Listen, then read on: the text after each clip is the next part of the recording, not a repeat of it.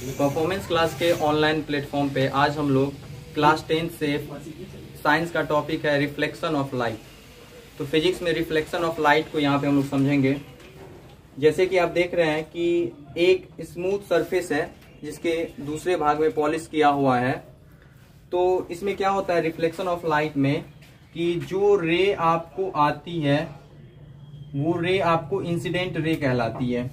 ये जो रे है आपका इंसिडेंट रे कहलाया, और ये सरफेस के जिस पॉइंट पे आता है उसको पॉइंट ऑफ इंसिडेंस कहते हैं। यानी अगर हम यहाँ पे ए लिए तो ये मेरा ए जो है वो कहलाया पॉइंट ऑफ इंसिडेंस।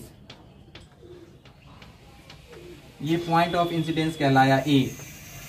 और ये जो रे आती है तो जहां पे ये पॉइंट ऑफ इंसिडेंस होता है उसके साथ एक परपेंडिकुलर लाइन हमारा होता है जिसको कि हम नॉर्मल कहते हैं। जो क्या कहलाता है? नॉर्मल होता है। और ये इंसिडेंस रे रिफ्लेक्ट होने के बाद, यानी सरफेस से कोलाइड होने के बाद जो रिफ्लेक्ट होता है पॉइंट ऑफ इंसिडेंस के बाद, ये हमारा कहलाता है रिफ्लेक्टेड रे।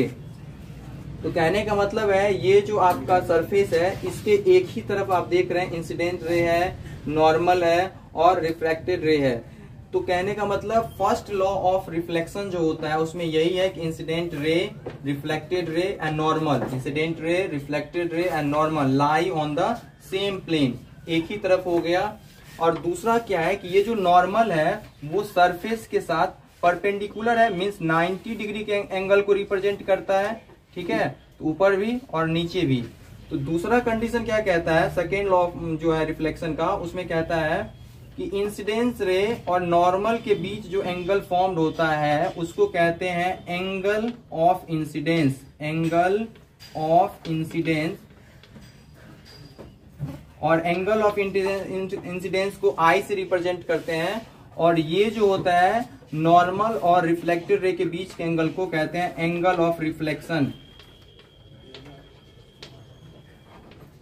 इसको जो है आर से रिप्रेजेंट करते हैं। तो इस तरह से आप देख सकते हैं कि angle I equals to angle R, ये दो ठो लॉ होते हैं जिसे रिफ्लेक्शन ऑफ लाइट में लॉज ऑफ रिफ्लेक्शन कहते हैं। साथ ही साथ इसमें ध्यान रखने वाली बात एक ये है कि ये जो नॉर्मल है वो परपेंडिकुलर है सरफेस के साथ, तो ये 90 डिग्री के एंगल को बना रहा है। और दूसरा ये कि जब इंसिडेंस रे स्ट्रेट, यानी अगर हम इसको ऐसे समझे सरफेस पे स्ट्रेट आया, परपेंडिकुलर आया ना इंसिडेंस रे, तो वो इसी पे रिफ्लेक्ट कर जाएगा। इस कंडीशन में एंगल ऑफ इंसिडेंस और एंगल ऑफ रिफ्लेक्शन का मान 0 हो जाएगा। धन्यवाद।